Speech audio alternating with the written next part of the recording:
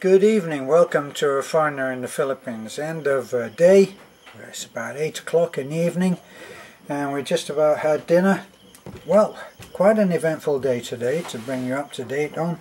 Early morning we went over to see the principal at the school, and she had asked us as a preliminary bit of help if we would pay the labour charge for doing the rest of the eating, the feeding area, I think that she called it.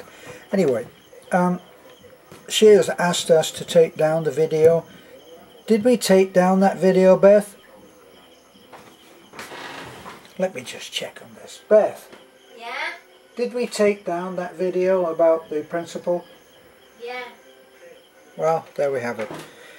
We did take it down, we did discuss it, but that doesn't always finalise everything. So we took the video down because of the pressure on the principal, who was fearful about being mixed up and confused with any possible problems with her higher-ups, as she called it. So we took down the video, but people are continuing to send money to help that principal in that school, and so we will continue to do whatever we are asked to do with anything that is sent to us. So it does kind of show, doesn't it, that when people have broad laws which are there to curb the really lawless, it usually affects the innocent, the law-abiding, more than it does the crooks. I can't imagine that the real people who are at the core of corruption, I don't suppose that affects their way too much. They just cover their tracks a bit more. But then people like the poor principal, who is simply trying to improve life at the school where she is now the principal, get caught in the crossfire, I guess. Little bit like gun laws in America, isn't it? Well, the worldwide, people want to have a gun if things get pretty bad on lawlessness. People, innocent people, law-abiding people, want to have a gun to protect themselves.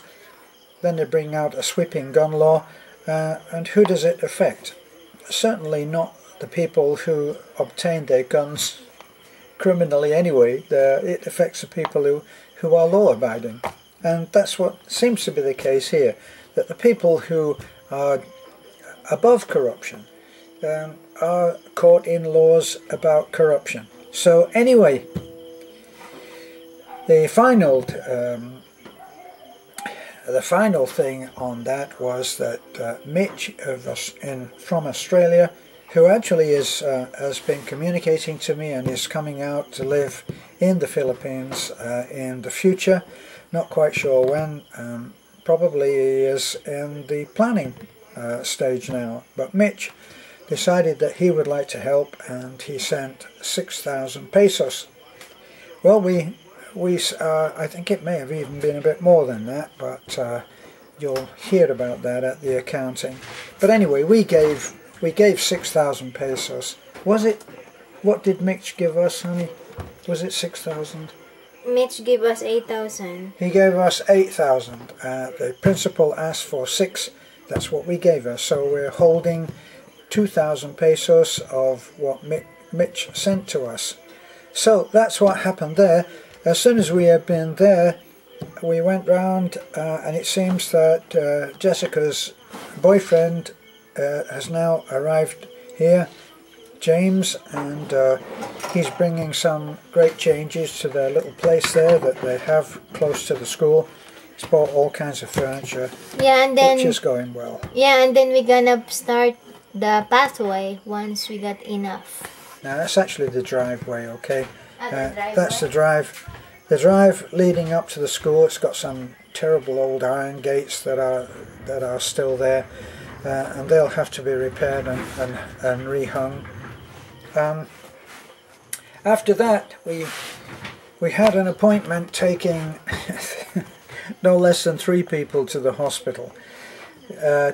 two of the ladies, which you may have seen in the video, not sure whether we managed to get that video up today, but they needed ultrasound. Well, we got to the hospital and they were not doing ultrasound today, but they saw the doctor and we paid for that, and we gave them the money plus a bit to go tomorrow themselves. Gave them the fare and some food, some money for food. So those two ladies will go there and have ultrasound, and they'll do that tomorrow. Now the sobering news, which is not my pleasure to give, it's about Dennis, the young man who has the extremely swollen thigh.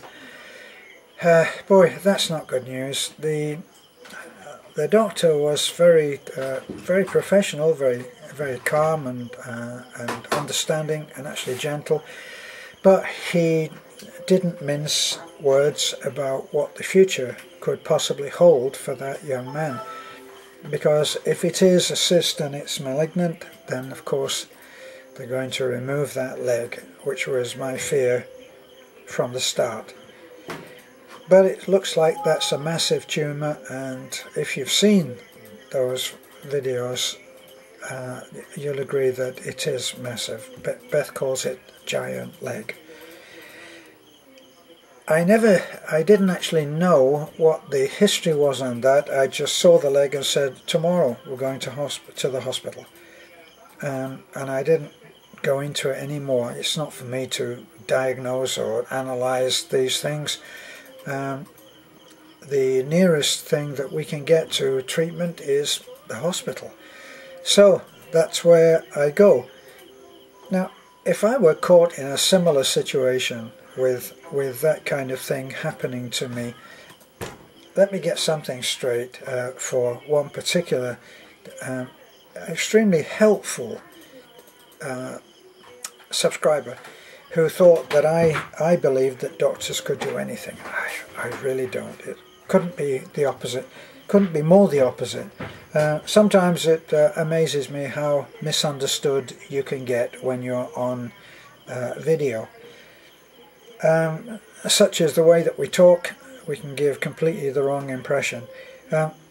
If I were faced with that kind of affliction, I don't think that I would be going and having chemo and being cut up and all of that. I just don't think I could do that. I would have to find some natural way to handle that.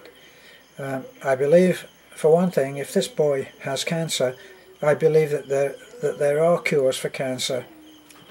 Whether you can get a Filipino to change his diet in such a way as to bring about that kind of massive change, I'm in doubt, because their way of life is very much ingrained. And if you watch that video, you can't help but love that woman. She is the mother of the 4 little girls, and she's now pregnant. And I tried to make light of it and a joke, and I said, after this, no more babies. And she looked at me and laughed and said, why?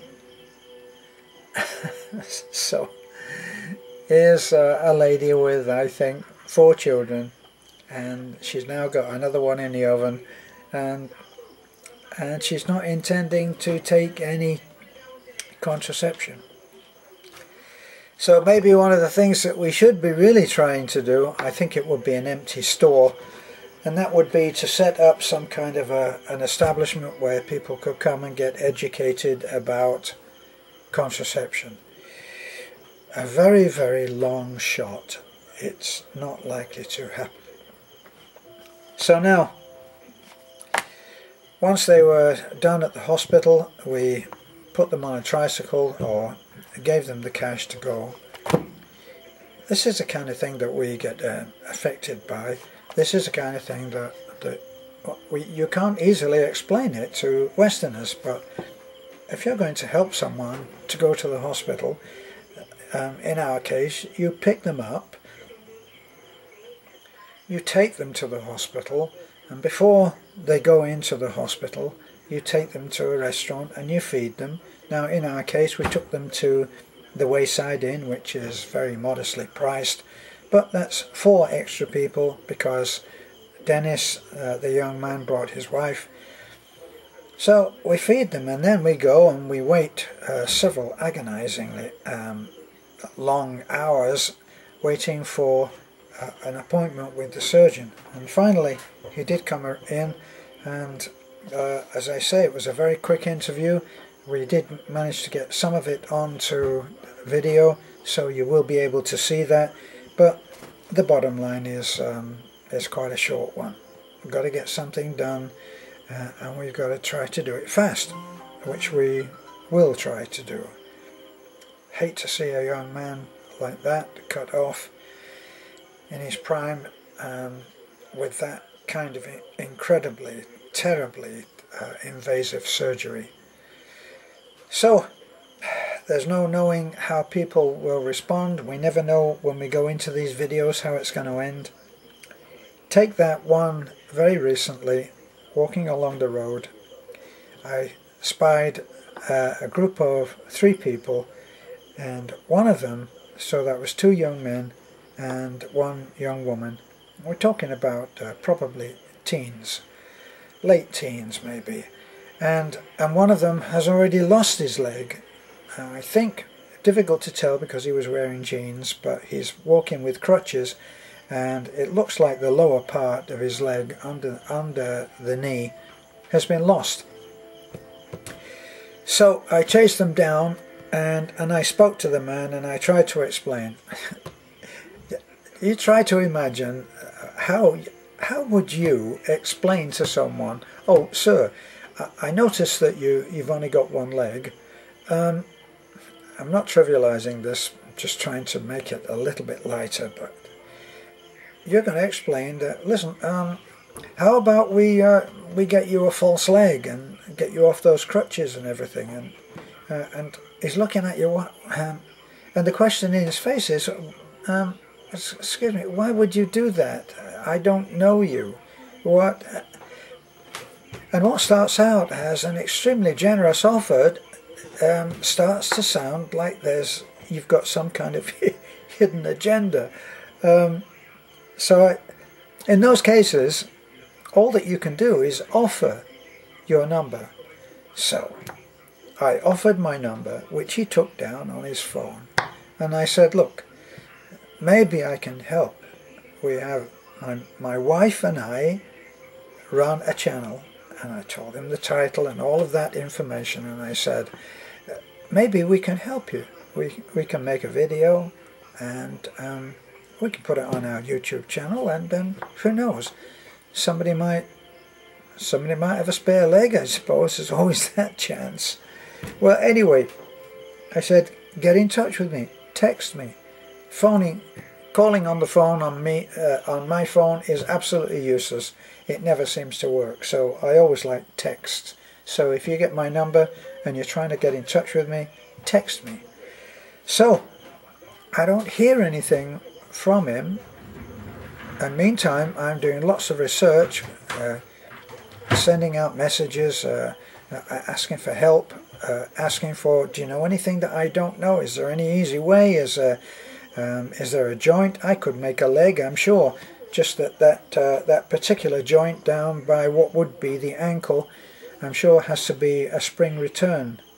So I don't know where you can get one of those, especially in the Philippines, where I had trouble getting 3 band-aids when I was looking." So I finally, after weeks, I finally get a text.